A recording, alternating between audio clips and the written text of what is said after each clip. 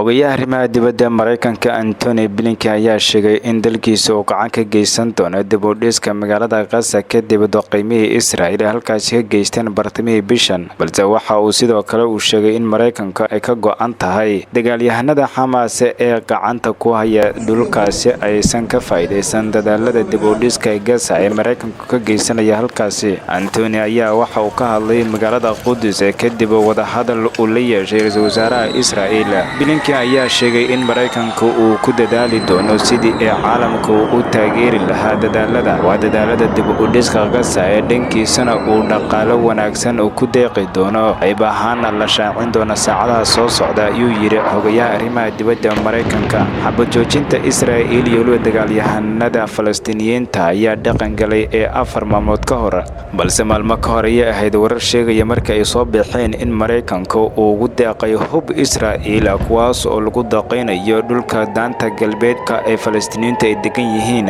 Madaxweynaha Turkiga Rajab Tayyip Erdogan ayaa dhawaan weerar afka ku qaaday madaxweynaha Mareykanka Joe Biden, kaas oo sheegay in uu qamcaha u dhigo kadib markii hubka waxkumaada ugu deeqay Israa'iil, kuwaas oo gantaalo lagu garaacayay 11 maalmood Falastiiniyiinta oo xidhiidh ah.